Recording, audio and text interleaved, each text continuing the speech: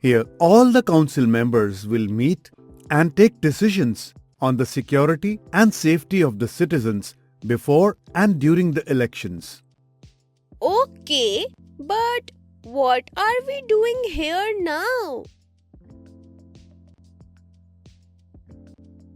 We need to write this data in an Excel sheet and share it with all the members after the meeting, so that we can have a checklist for safety measures. I understood. I can help you in writing this data. But I would need your help in operating MS Excel. I will teach about Excel through this upcoming lesson, and then we can complete the sheet in MS Excel easily.